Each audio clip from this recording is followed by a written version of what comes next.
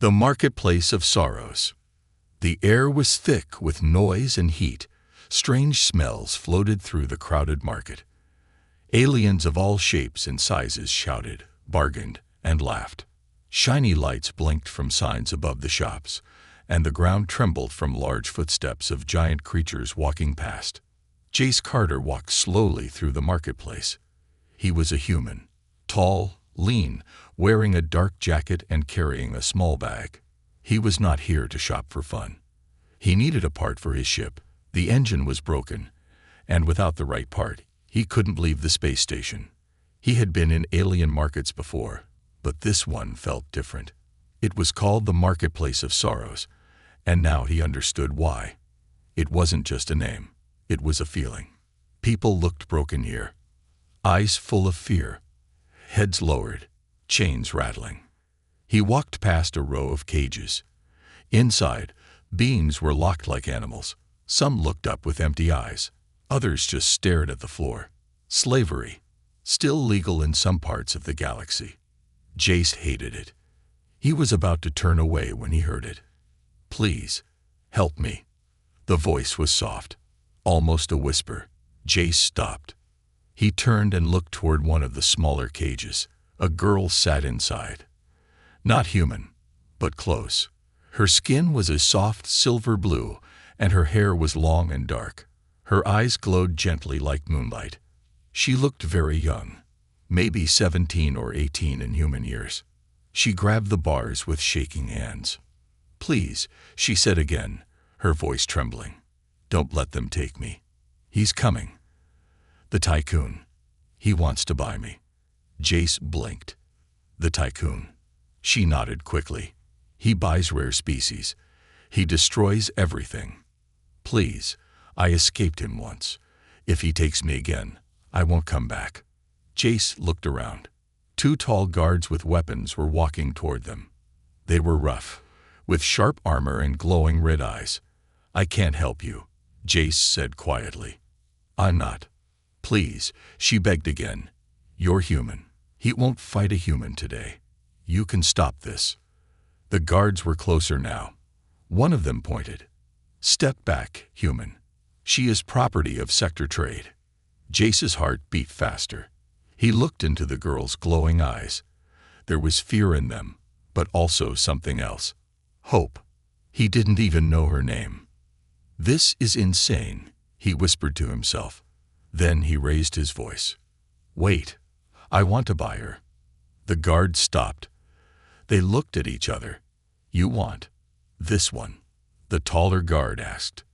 "Yes," Jace said quickly. "She's, part of my crew.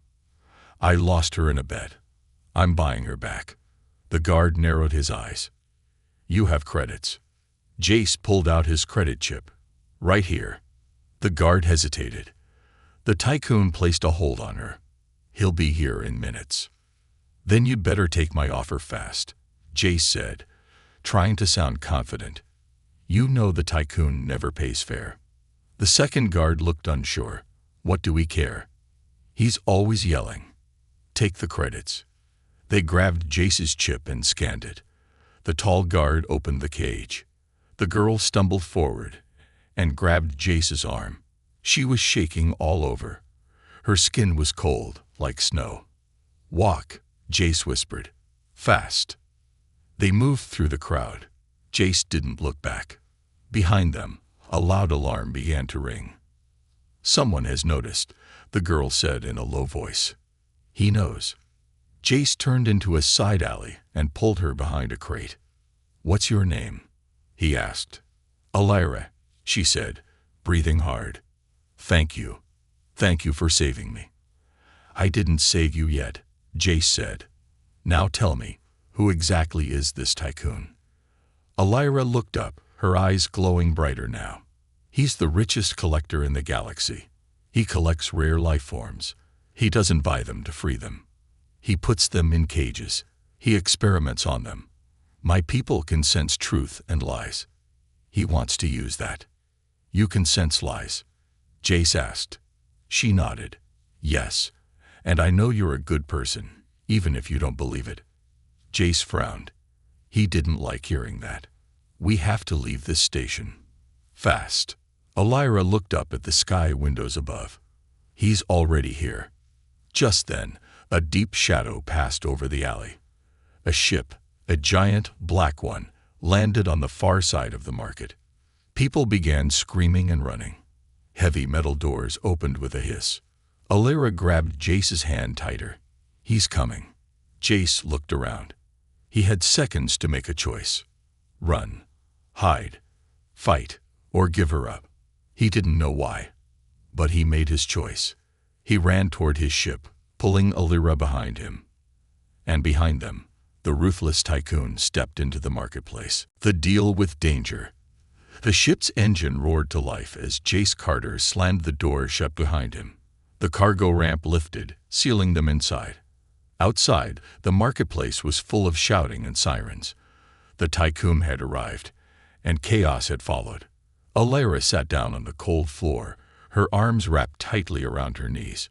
She was shaking, but her eyes were alert, watching everything, listening to every sound. Jace hurried to the pilot's seat and took the ship off the station. It wasn't a smooth escape, but it worked, for now. They escaped into space, stars all around them like quiet watchers in the dark. Inside the ship, silence fell. Jace leaned back in his chair, breathing hard. That was insane. Elira looked up at him. Thank you. Jace turned to face her. Don't thank me yet. You just made me the enemy of one of the most powerful creatures in the galaxy. I didn't make you do anything. Elira replied softly. You chose. He rubbed his face. Yeah, I did. A small moment passed. Then Elira stood up and moved carefully toward him, still unsure if she could trust this human. You should know, he won't stop. He'll chase us until he gets me back. Why you? Jace asked. There were dozens of others in cages. My species is rare, she said. We're called the Iliari. We were peaceful, once. Long ago. We were known for something special. We can feel truth. You mean, like, detect lies? Jace asked. Yes, Elira said. It's more than that. We feel the emotion behind the words. Truth burns warm. Lies, they feel cold. Jace nodded slowly.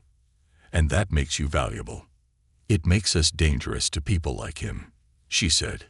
He wants to use me to expose his enemies, manipulate deals, win control over governments. He tried to buy my mother years ago. She refused. So he destroyed our village. Jace looked at her, stunned. You lost your family. Elira looked down. Her voice was barely a whisper. I lost everything. He didn't say anything at first. He just stood and walked to a small storage panel. He pulled out a blanket and handed it to her. You can sleep in the crew quarters, he said. There's food in the panel. You're safe. For now. She took the blanket gently, her fingers brushing his. Why did you help me? She asked. Jace hesitated. I don't know. Maybe because no one helped me when I was younger. Maybe I got tired of watching bad things happen and doing nothing. He turned and walked away, leaving her standing alone. The next morning, Elira explored the ship quietly. It was small but well kept. A repair ship, clearly. The kind used by traveling engineers. She found a small star map screen and stared at it. Jace walked in, holding 2 cups of something hot. Figured you might want a drink, he said. Thank you. He sat beside her. So, where do we go now? He asked. There's a moon, she said. Hidden. It's where the last of my people might be. Might. No one knows for sure, she said. It was a secret sanctuary.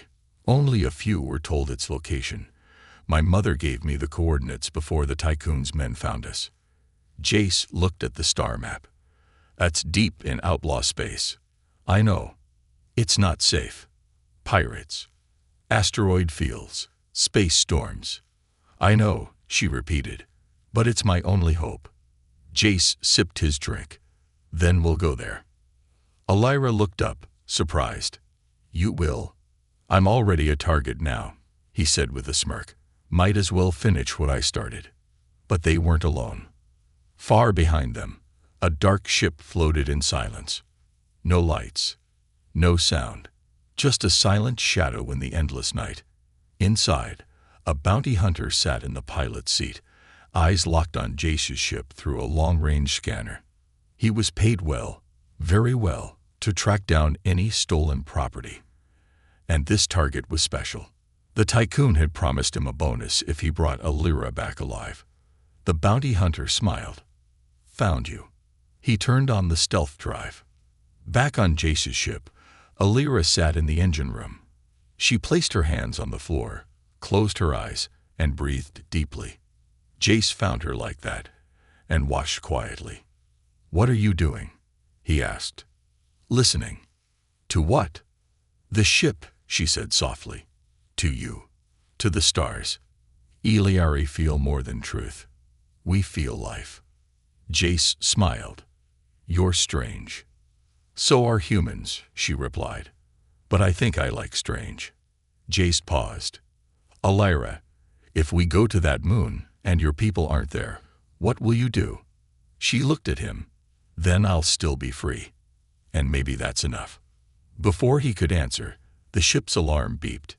Jace jumped to the controls. Someone just pinged our nav system, he said. But no ship is showing on radar. Alira stood beside him, her expression serious. He's found us, she whispered. The hunter in the shadows. A low, steady hum filled the ship as it floated through the dark stretch of outlaw space. Stars blinked silently outside the windows, cold and distant. Inside the cockpit, Jace Carter checked every control twice. Something felt wrong. No ship on radar, he said quietly. But someone pinged our nav system. That doesn't happen by accident. Alira stood beside him, her silver-blue skin glowing softly in the dim lights. Her eyes were closed. She wasn't meditating. She was feeling. There is a shadow near us, she said. I can feel it. Cold. Focused. Like it wants to strike, but is waiting for the right moment. Jace turned on the defense grid. A bounty hunter, maybe. The Tycoon wouldn't give up so fast. He sent his favorite hunter, Alira whispered. He never uses him unless he wants something badly. Jace frowned. You know him. No one sees him in lives, she said. But the stories say he never fails. Far behind them, the hunter's ship floated like a ghost. Black metal, silent thrusters, camouflage systems wrapped it in darkness. The bounty hunter sat calmly, his hands still.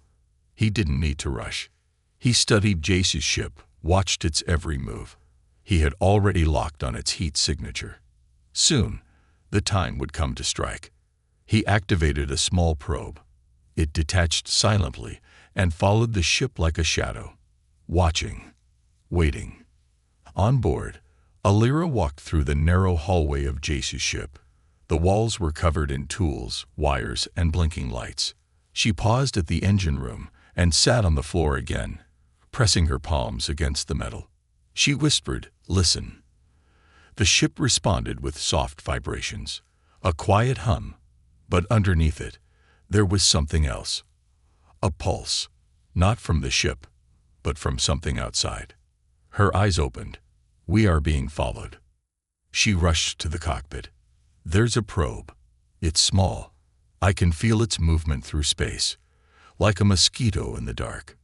Jace nodded. I'll take care of it. He flipped a switch, releasing a cluster of electronic flares. The flares exploded in random directions, confusing the probe. One of the flares struck it directly, and it sparked out. Got it, he said. But it was already too late. On the bounty hunter's ship, a red warning light blinked. The probe was gone, but it had done its job. It had tracked the ship's path. The hunter now knew their next stop, the hidden moon. He started his engines, quiet, deadly, fast. Back on Jace's ship, they sat in silence. Why do you even care about your people? Jace asked gently. You said they might be gone. They're not just my people, Alira said. They're my family. my culture, my past. She looked down. When I was young, my mother told me stories of the Iliari. We didn't fight wars. We didn't build weapons. We guided others with truth. But when war came, we couldn't protect ourselves. Maybe you were too kind, Jace said. Or maybe the galaxy became too cruel. He thought about that. Then he stood. Let's prep the ship. If we're being hunted, we'll need more than speed. Elira helped him scan the hull, check the shields, and repair loose panels. She was quiet most of the time. But Jace noticed something. She was learning fast. You pick things up quickly, he said. I used to repair like gardens on my homeworld, she said softly. We used crystal roots and moonlight paths to feed energy through homes. It's not so different. Jace smiled. Light gardens. That sounds peaceful. It was, she replied. Until it wasn't. Later that night, Jace sat alone in the cockpit. He stared out into the stars. His hand rested near the blaster he kept hidden in a small drawer. He wasn't afraid of dying. He'd faced worse. But this was different. He wasn't running from a debt or chasing a job. He was protecting someone. Someone who believed in truth. He looked at the navigation screen. The hidden moon was only one jump away. He pressed a button. Engaging jump in 3, 2, 1. The ship stretched into light and vanished. But the hunter was waiting. When Jace's ship dropped out of hyperspace near the moon, the hunter's ship was already there, hiding behind a frozen asteroid. The moment Jace's engines cooled down, a blast hit the side of the hull. Boom. Red lights flashed across the control panels. We've been hit, Jace shouted. Elira grabbed the wall to steady herself. It's him. Jace activated the shields. Hang on. Another blast shook the ship. Jace swerved hard to avoid a third one. The hunter's ship followed with deadly precision. We can't fight him head-on, Jace shouted. Elira's eyes glowed brighter. Then don't. Let me try something. She rushed to the back of the ship. She opened a panel and placed both hands on a small energy crystal that powered part of the ship's backup systems. She closed her eyes and whispered in her own language.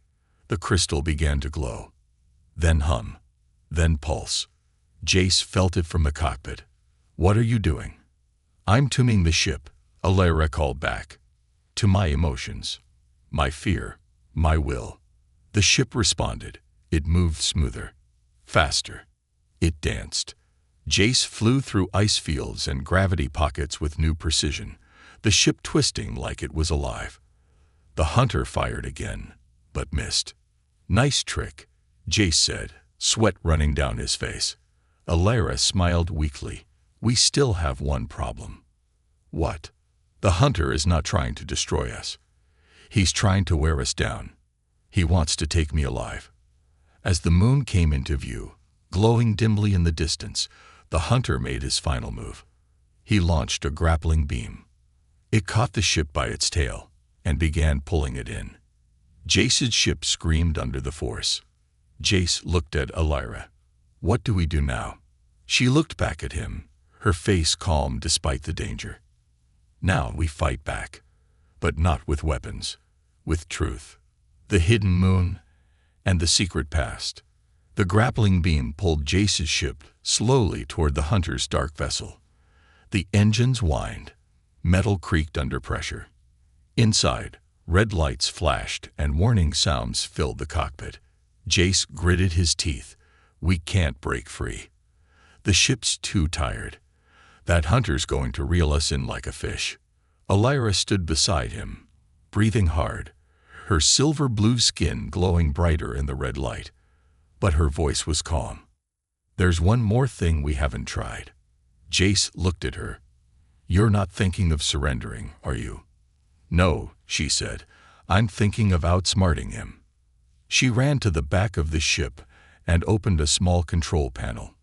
Inside was a power core, a small sphere of glowing energy. She whispered into it in her own language. Tereka Seleni, free the heart. The energy surge. The lights on the ship flickered. And then, for just 1 second, everything stopped. The ship vanished in a burst of white light. On the hunter's ship, alarms blared. Target lost. The ship's AI said. Tracking failure. No signal. The bounty hunter slammed his fist on the console. She used ancient tech. They merged their energy into a spatial echo. He stared at the empty space ahead. She is smarter than I expected. But he wasn't done yet. He opened a secure file. Inside was a map. A stolen one. It showed the hidden moon's true location. A place most never found. A place only the Iliari could sense. I'll be waiting. Jace's ship reappeared just outside the orbit of a lonely moon. It was small, gray, and covered in silver mists.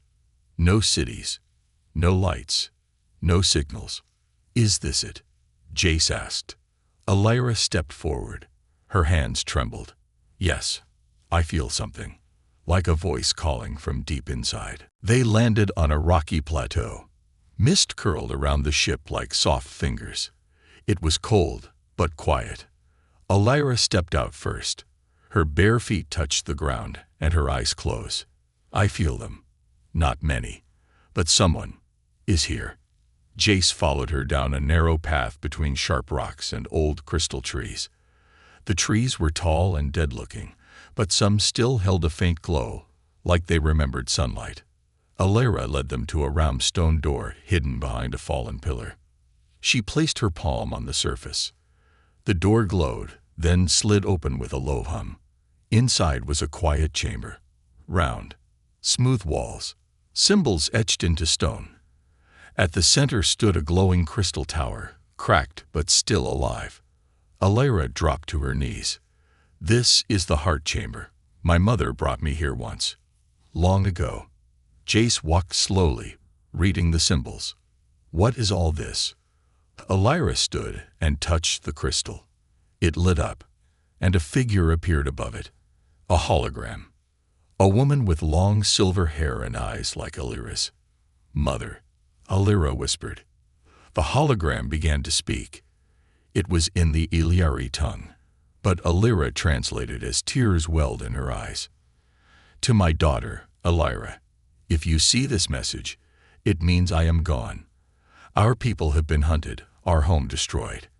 But you carry our truth. You are the last light. Protect it, share it, and remember who you are. The message ended.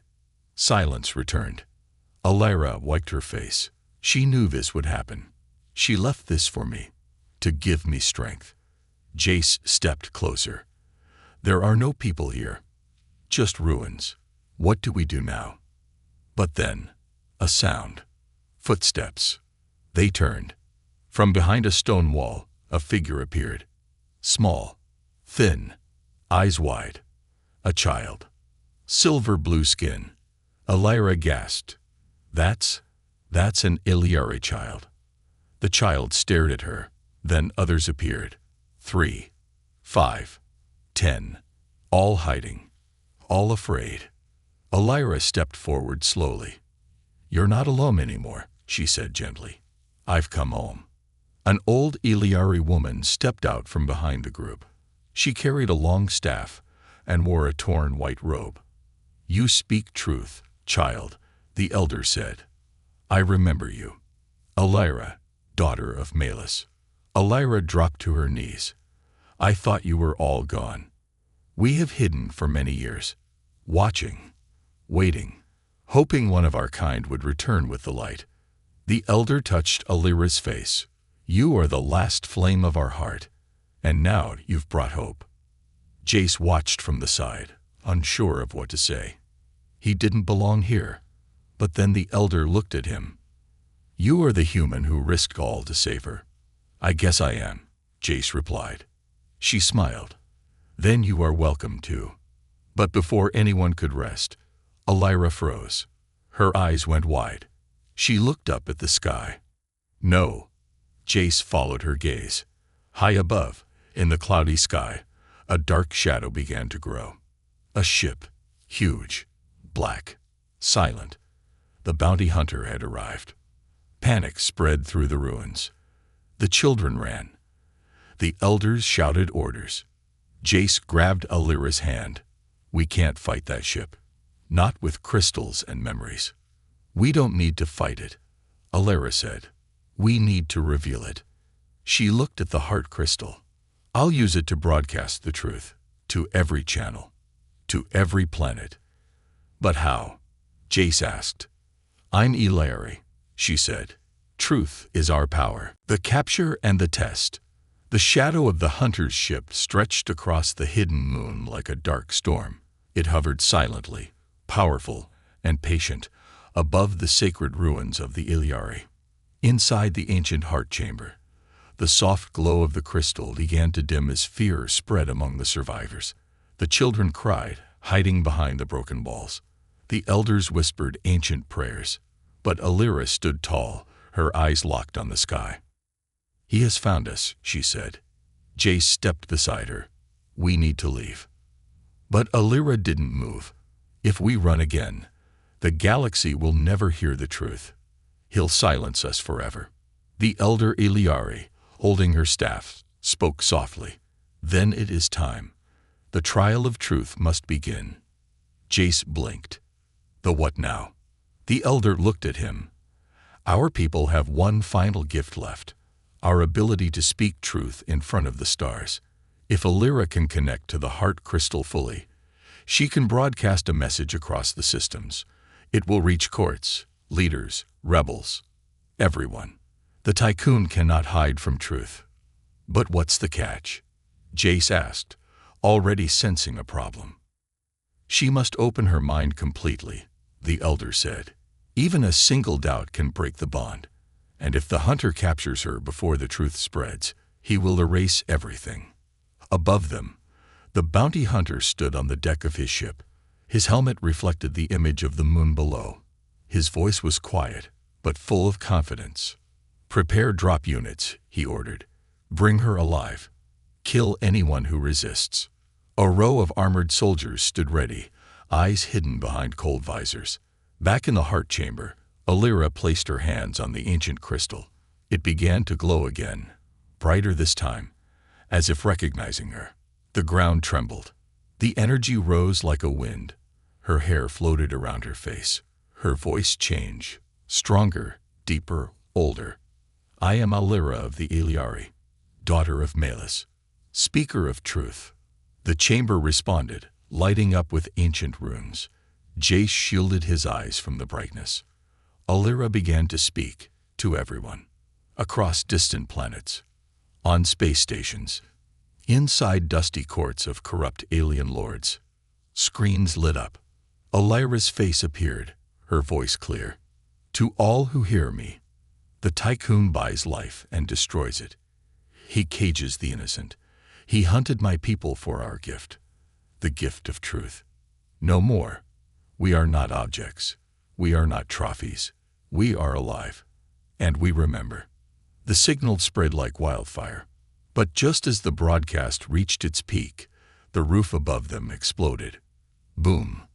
Metal soldiers dropped from above, their boots cracking the stone floor.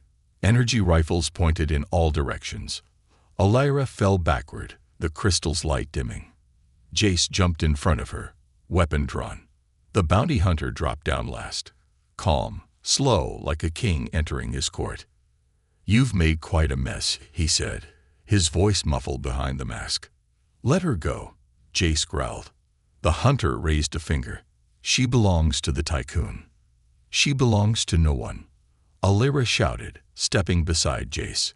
The hunter signaled his men. "Take them." A fight broke out. Jace fired his blaster, taking down 2 soldiers. Alira moved through the chaos, trying to reach the crystal again. The elders fought with staffs and shields, protecting the children. But they were outnumbered. The hunter moved like a shadow, fast, silent, precise. He reached Alira in seconds and grabbed her arm. "You're coming with me," he said. But Alira stared into his mask. "You're hiding something." He froze. "I feel it," she whispered. "Under that armor. Guilt." The hunter tightened his grip. Silence. No, she said. You were once like me. You lost someone. That's why you work for him. To stay alive. But you're already dead inside. The hunter shook, his grip loosening for just a moment. That was all Jace needed. He slammed into the hunter with full force, knocking him away from Alira. But the hunter reacted fast, punching Jace hard in the stomach and throwing him against the wall. Enough games. He pulled a shock device from his belt and pressed it to Alira's neck. Everything went black. When she woke up, Alira was in a cold metal room, chains wrapped around her arms and legs. The floor buzzed with energy. She couldn't move. Across from her stood the hunter, alone. This is your trial, he said. You already lost, she whispered. He ignored her. You will answer questions. If you lie, the system will punish you. Alira smiled weakly. That's funny. I'm Ilari. I don't lie. He stepped forward. Then tell me, why did you come back here? To find my people, she said. Wrong. You came to make war. Shock hit her body, a jolt of pain. She screamed but didn't break. The hunter stared. Say you regret leaving the Tycoon. Alira looked up, eyes glowing. I regret not punching him in the face when I had the chance. Another shock. But this time, she laughed through the pain. You think pain will make me lie? She asked. The hunter leaned closer. No, but fear will. Back on the surface, Jace woke up surrounded by smoke. The elder Iliari helped him stand. She's gone, the elder said. Taken. Then we get her back, Jace replied. He turned to the children and survivors. You saw what she did. You saw what she tried to do. Will you help me finish it? They looked at each other. The elder raised her staff. The Iliari are not weapons, but today we fight. The rise of the Forgotten Ones. The sky above the hidden moon turned red as the sun dipped low on the horizon. Smoke drifted from the broken temple ruins. Scattered debris lay across the stone ground. And silence filled the air, an eerie, heavy silence.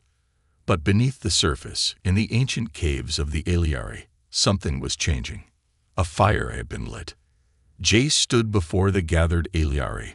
Their faces were filled with fear, yes, but also something more. Resolve. These were not warriors. They were gardeners, singers, dreamers, survivors. But now, they were tired of hiding. She's still alive, Jace said, pointing to the sky. They took her, but she's not broken. I know it. He looked around the circle.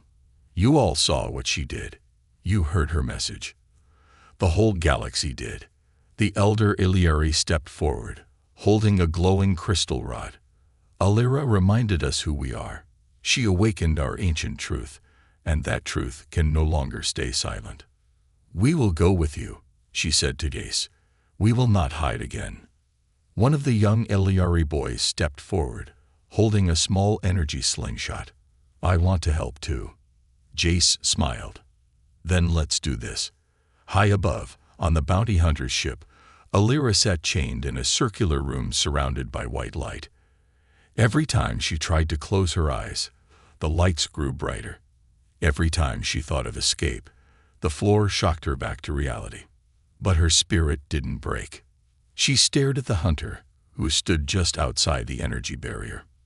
You're afraid, she said calmly. I'm not, he replied. You are.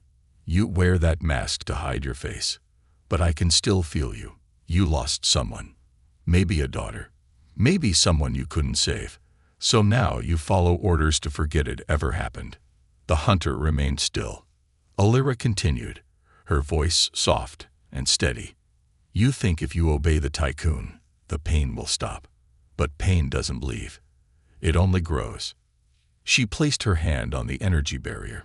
It sparked, but she didn't pull back. Set me free, she whispered, and maybe you can finally stop running from yourself. The hunter didn't speak, but a flicker passed through his mask's visor. He turned and walked away. Meanwhile, Back on the moon, Jace and the Eliari moved through the underground tunnels. They had discovered old tech left by their ancestors, tools powered by truth crystals, glowing softly like fireflies in the dark. Jace helped the children carry gear. He fixed old transmitters, repaired shield belts, and even converted a mining drone into a small battle mech. The elder placed her hand on a wall and sang in the Eliari language.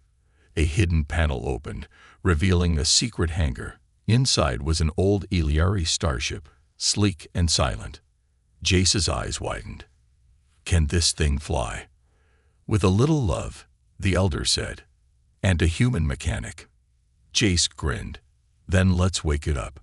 On the bounty hunter's ship, Alira felt something shift. The lights turned off. Her chains loosened. Then the door opened. The hunter stood there. He had removed his helmet. His face was scared and tired, but his eyes were human.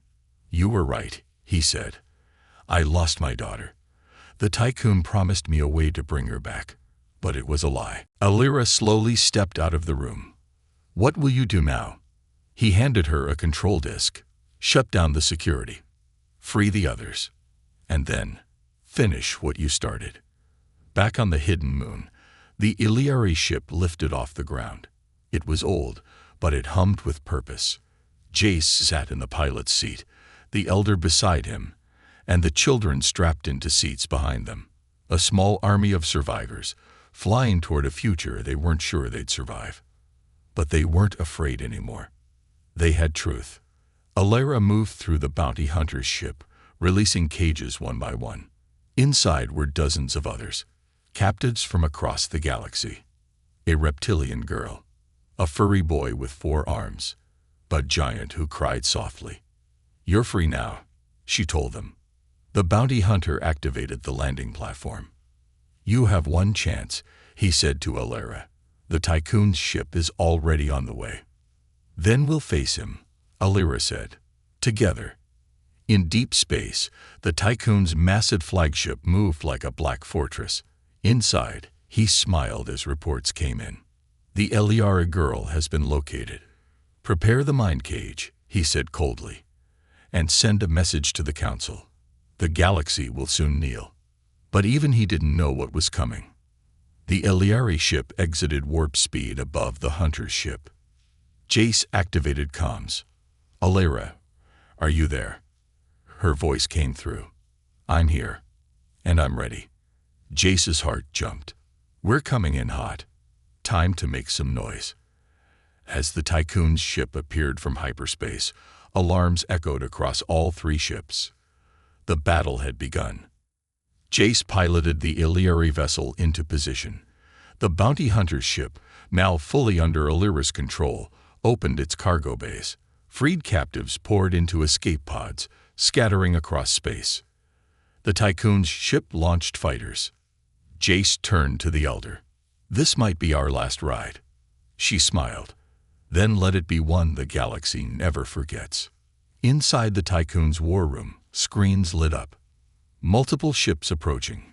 One Eliari design, one rogue bounty vessel. "Destroy them," the Tycoon ordered. But before his command could be carried out, a final message appeared across every screen. Alira's face, her voice, her truth. "You cannot own what lives. You cannot cage what remembers. We are Eliari. We are light. And we are rising." The Tycoon roared in rage. But outside, the Forgotten Ones had already begun to rise. Freedom isn't given, it's taken. In the cold blackness of space, 3 ships hovered beneath a curtain of stars. One belonged to the forgotten race of the Eliari, glowing softly with truth crystals now burning bright after centuries of silence. One belonged to a bounty hunter who had turned against his own past. And the last, huge, cruel, and hungry, belonged to the Tycoon, a monster in a silk robe who believed everything could be bought, even life. Now, everything was about to change. Alira stood on the command deck of the bounty hunter's ship, her silver-blue skin lit by the flickering lights around her. Behind her stood dozens of freed captives, young and old, alien and human. Survivors. Her voice had reached them all. She looked through the window at the Tycoon's approaching ship. "He's scared now," she said quietly. The bounty hunter stood beside her without his helmet. "Good. Let him feel what we felt." She turned to the console and pressed the intercom button. "Jace, are you there?" Inside the Iliari starship, Jace gripped the flight controls as alarms beeped around him. The old ship vibrated, but she held together. "I'm here," he said, sweat on his brow. "Let me guess, you want to do something crazy." "Yes," Alara said with a soft smile. "I want to end this. Then let's give him a show." The Tycoon's voice echoed across every channel. "Attention all ships. Surrender the Iliari. Hand her over, and I'll spare your lives." His voice was calm, smooth, like oil over poison. But no one answered. Not this time. Instead, Alara stepped in front of a camera. Her message was live again, broadcasting to every ship, every station, every leader watching. She stood proud. "No more cages," she said. "No more silence. We are not your property. We are not your trophies. We are voices, memories, truth. And today, we fight back." The Tycoon snarled. Fire. Missiles burst from the Tycoon's ship. Laser cannons opened. The battle began. Jace flew the Iliari ship straight into the storm, twisting through enemy fire, dodging with the skill of a smuggler and the heart of a hero. Behind him, the Iliari children operated shield controls and launched pulse flares to confuse targeting systems. The bounty hunter's ship returned fire with precision, disabling key systems instead of killing. He knew the Tycoon would try to use slaves as shields. Alara, inside the control room, activated the truth amplifier, an ancient device powered by the heart crystal taken from the temple. It began to glow, so bright it filled the cockpit with pure light. And then something incredible happened. The light spread. Across the Tycoon's ship, screens turned white. Lights flickered. Voices went silent. And everyone, every soldier, every crew member, every slave, heard something they'd never heard before. Truth. Not words, not commands, but memories. They saw the Iliari cities as they once were, floating gardens, crystal towers, children singing to the stars. They saw the Tycoon's destruction, his cruelty, his greed. They saw pain. And they felt it. Some of the Tycoon's own soldiers lowered their weapons. One removed her helmet and looked up at the glowing message. "What are we doing?" she whispered. Inside the Tycoon's control room, panic spread. "Sir, our systems are failing. Sir, some of our crew are surrendering." The Tycoon stood frozen, hands shaking.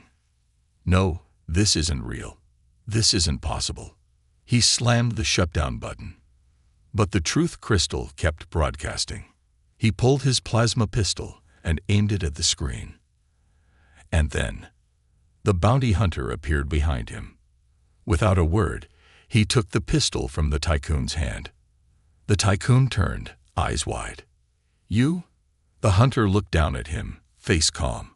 "She showed me what I lost," he said. Then he tapped his communicator. Target secured.